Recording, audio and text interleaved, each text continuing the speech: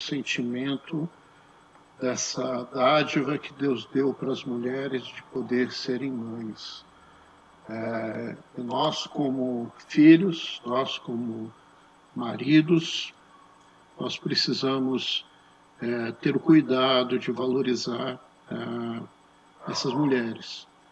Deus escolheu elas para esse propósito. Né? E nós temos que fazer tudo para honrar, respeitar, amar, estar próximo, né? Porque verdadeiramente elas amam e elas precisam também serem amadas. E eu quero dividir um pouquinho da palavra do Senhor com vocês, se eu conseguir. Eu me preparei aqui com o meu lencinho. E eu queria pensar um pouco sobre algumas mulheres da Bíblia. Porque a maternidade, ela é o sonho, né? A gente costuma dizer que a maternidade é o sonho de todas as mulheres. É bem verdade que nós estamos vivendo uma geração de que existem muitas mulheres que não querem ter filhos. E a gente não está aqui para julgar, né, se elas estão certas ou se elas estão erradas. Mas nós podemos dizer da bênção de você ser mãe. Da bênção de você poder fazer algo que é uma parte de Deus dada para você que é mulher. A capacidade de gerar uma vida no ventre, a capacidade de trazer à luz, né, uma nova vida. Então é um dom de Deus, que Deus deu para vocês mulheres, que eu posso dizer que é sagrado. Né? É um dom que abençoa toda a humanidade.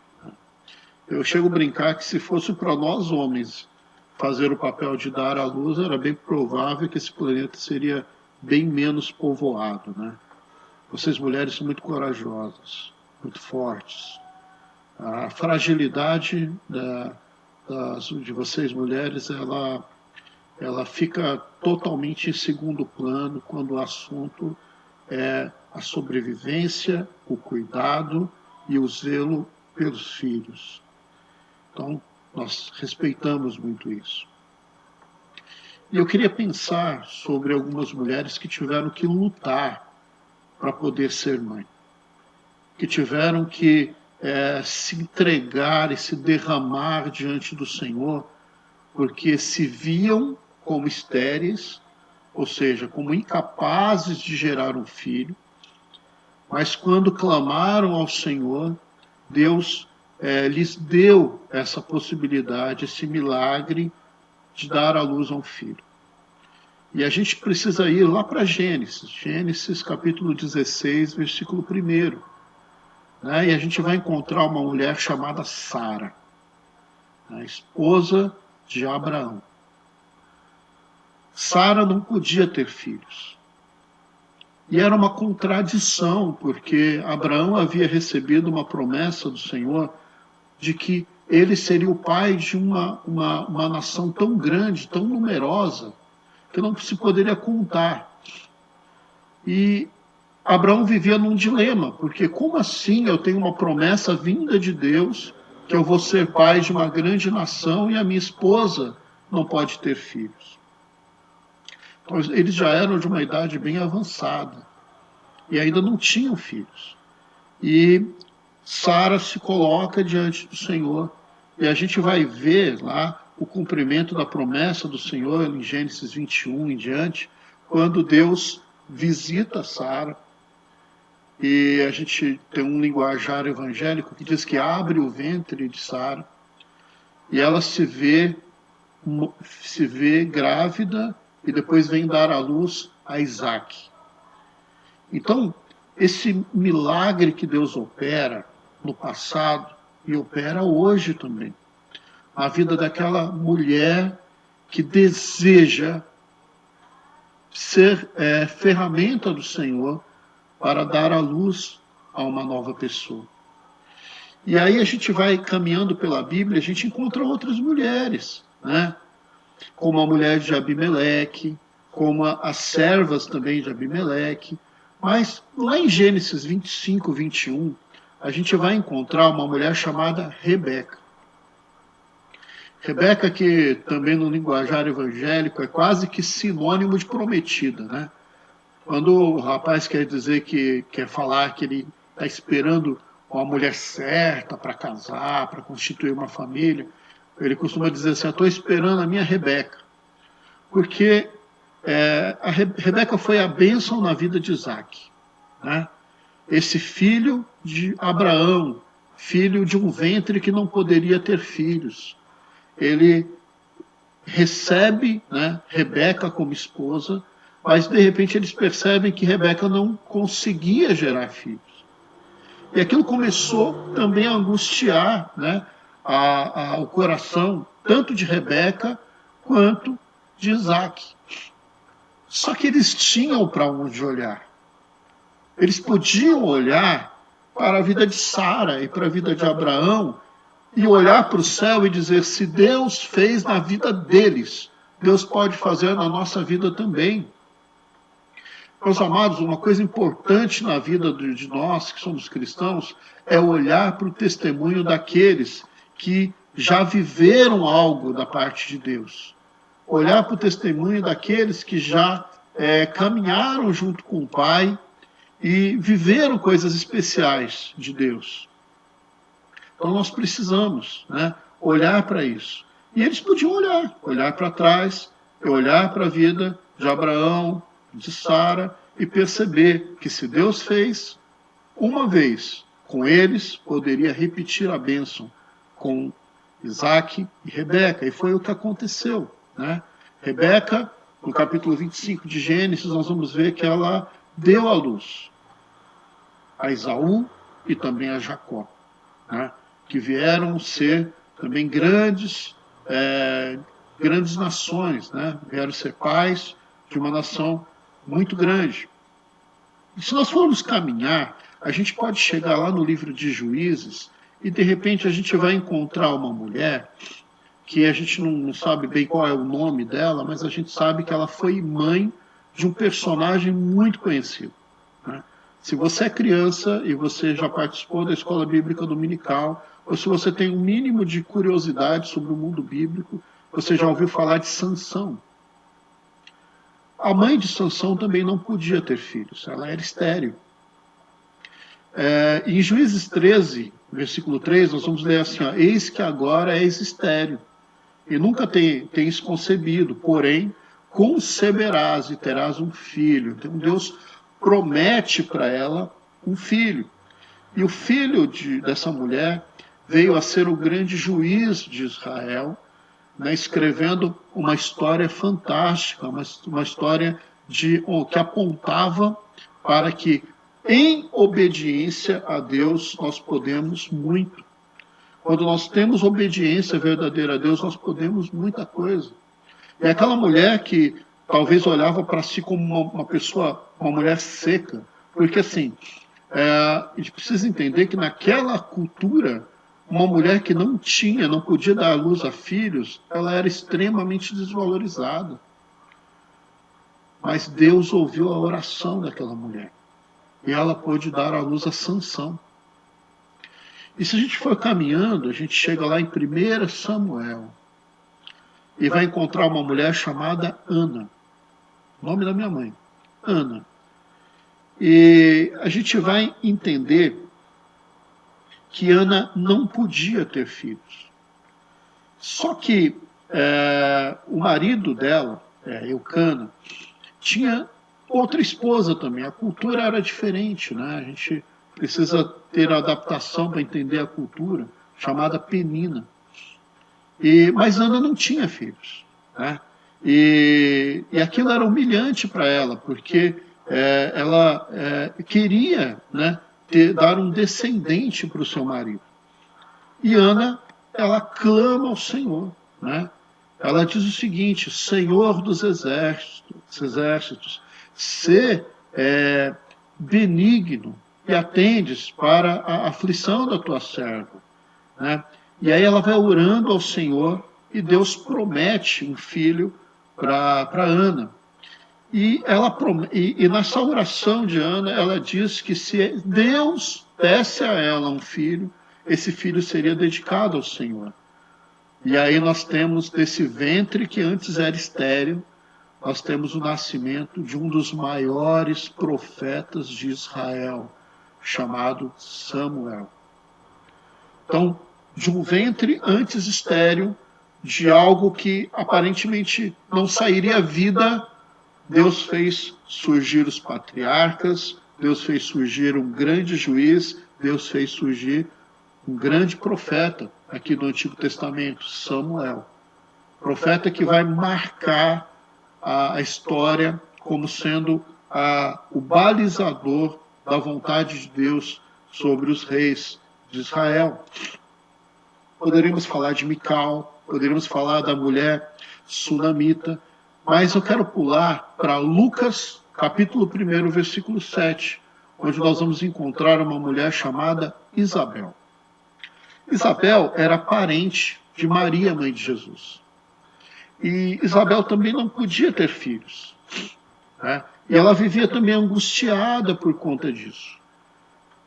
E juntamente com o seu marido, né, o marido dela chamava Zacarias, eles já eram velhos, né, eles já tinham uma idade avançada, não tinham mais uma idade de ter filhos, né? Mas o anjo do Senhor, né, lá no versículo 6 do 1º capítulo, aparece para Zacarias e diz: ó Zacarias, não tenha medo, porque a tua oração foi ouvida. Isabel, a tua mulher, dará à luz a um filho, e você vai colocar o nome dele de João. Sabe, desse ventre estéril, desse ventre que aparentemente não sairia vida, sabe quem Isabel deu à luz? João Batista. João Batista é aquele que foi profetizado por Isaías, pelo profeta Isaías, quase 800 anos antes, que seria o profeta que anunciaria, que prepararia o caminho do Senhor Jesus Cristo. João Batista foi aquele que batizou Jesus no Rio Jordão. E o texto do Novo Testamento vai dizer que dos homens nascidos de mulher, não houve profeta maior do que João Batista. Percebem uma coisa? Que quando muitas vezes o ser humano diz que não pode, Deus diz que pode. Quando o ser humano diz que não dá, Deus diz que dá. Porque a última palavra nunca é do ser humano, a última palavra é de Deus. É isso que nós precisamos entender. A última palavra é de Deus na nossa vida. Nós temos dois casos próximos a nós que nos servem como testemunho. E o primeiro caso é o caso da Paula e do Paulo, né? São um casal com o mesmo nome, né? A Paulinha e o Paulão. São pessoas que nós amamos muito, né? E eles também já estavam praticamente 15 anos tentando ter o seu primeiro filho e não conseguiam.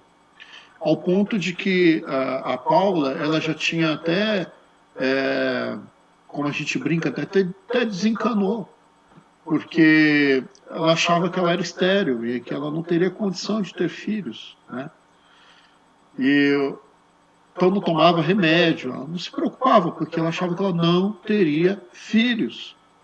Mas aí, meus amados, Deus ele faz surpresas, né? Deus ele nos surpreende com a sua graça, com o seu amor. Um belo dia, numa consulta, ela achando que ela estava passando mal por um outro motivo, o médico examina e fala assim: não, pode ficar tranquilo, isso é normal mesmo na gestação. Ela se surpreende e fala: como assim gestação? Eu sou estéril. Eu estou casado há quase 15 anos, eu não tenho condição de ter filhos, nós já tentamos.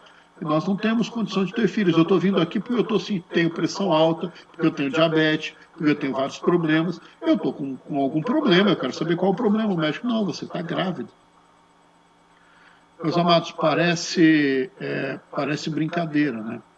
Mas poucos dias depois daquele anúncio, ela não entendia que estava grávida, ela deu à luz a um menino chamado Daniel.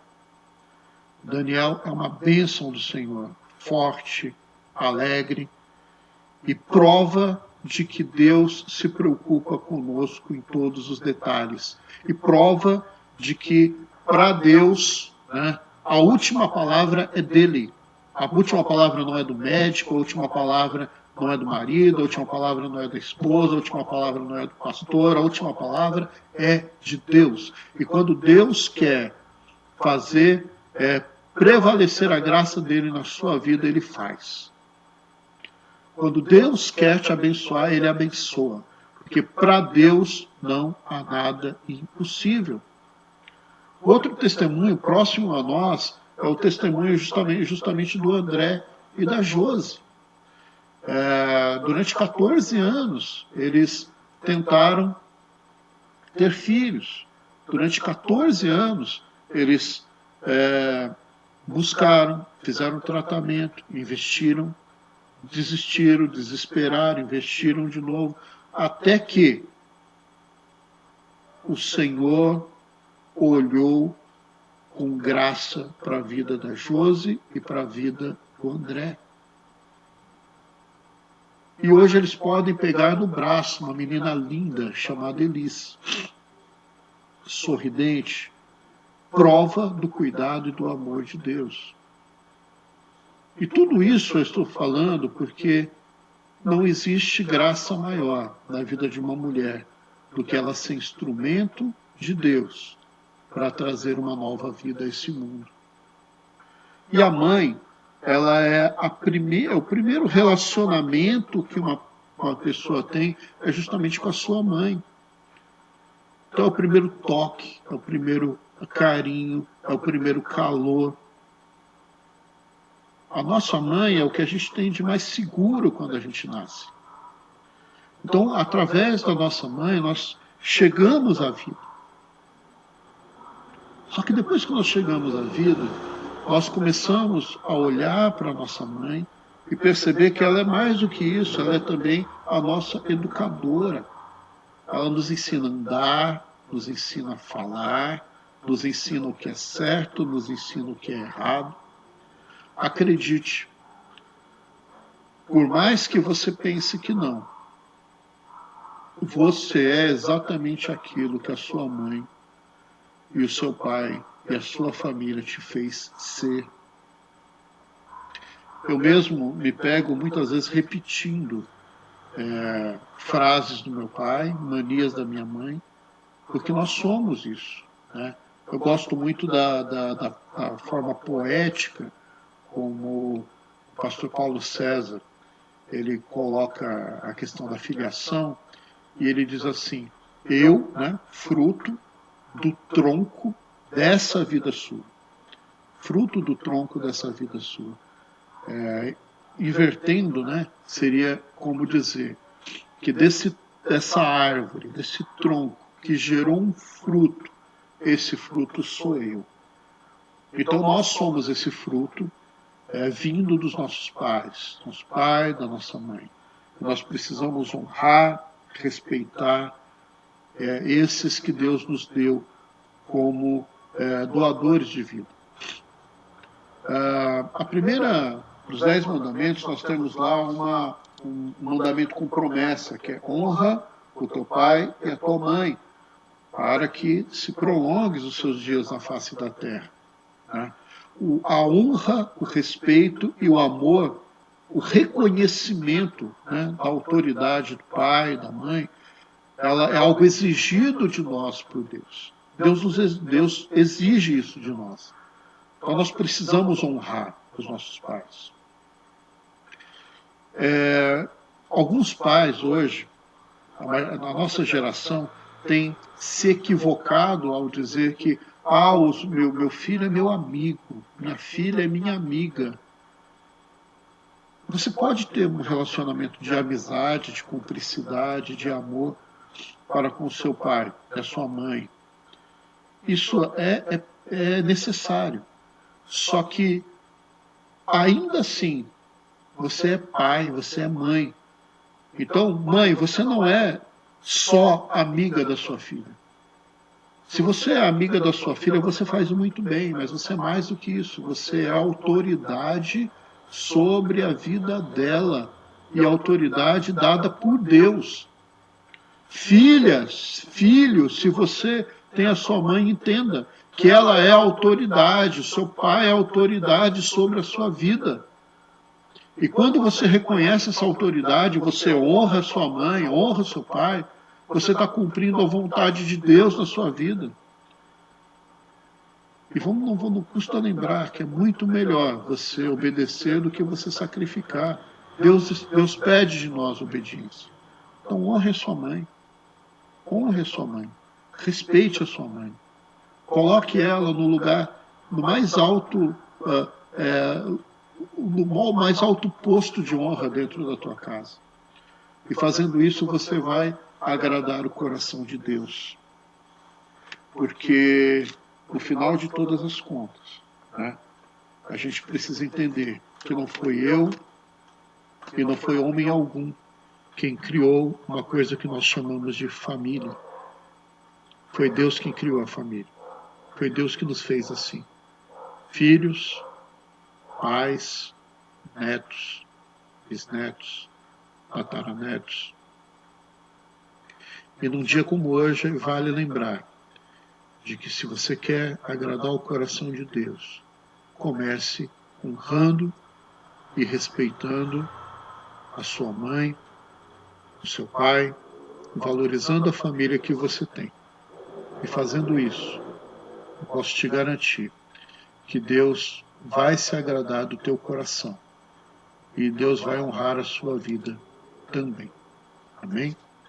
Eu quero agradecer, se você ficou até aqui, dizer que nós gostaríamos de fato de estarmos presencialmente celebrando o dia de hoje, mas como nós não podemos, nós queremos, com muito carinho, com muita simplicidade, deixar essa palavra para a sua vida. E uma coisa que os membros da nossa igreja, da nossa comunidade local sabem, é que num dia como hoje, que é o Dia das Mães, nós sempre entregamos uma lembrancinha, né? E a gente entrega essa lembrancinha para quem é mãe, também para quem ainda não é mãe, e para as meninas de todas as idades. Porque a gente entende, né, que Deus ele tem um propósito na vida de todas as mulheres. E a gente precisa já desde pequenininha lembrar, olha, Deus te deu uma coisa que não deu para mais ninguém, que é a capacidade de gerar uma vida. E a gente dá as lembrancinhas também para as meninas. É maravilhoso a gente olhar como é o projeto de Deus, né, como Deus faz. E eu quero terminar dizendo que existem alguns tipos de mães. Existe a mãe em si, né, que dá a luz ao seu filho, e ela é mãe, né? Só que existe hoje as avós que são mães. Quantas meninas que, por uma desaventura da vida, ela fica grávida, de um menino também, de um moleque que não assume, e ela se vê sozinha ali com aquela criança, e quem acaba criando essa criança é a avó. Então nós temos muitas avós que são mães.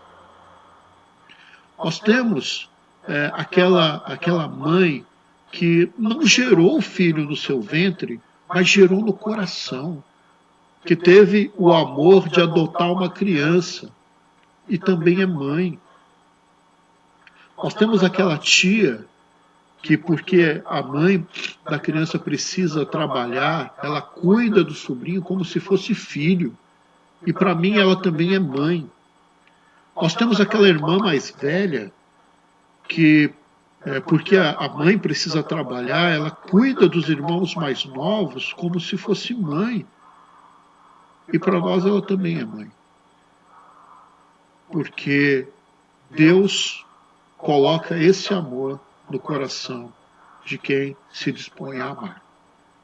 Que Deus abençoe, que Deus complete a palavra dele no seu coração. E eu quero orar mais uma vez com você. Se você puder, abaixe sua cabeça, nós vamos orar. Pai, muito obrigado por esse tempo que nós ficamos aqui. Obrigado porque o Senhor, eu tenho certeza que de alguma maneira, falou ao coração das pessoas que estão sendo alcançadas por essa transmissão aqui. Ó Pai, que o Senhor desperte o coração dos filhos para amar as suas mães.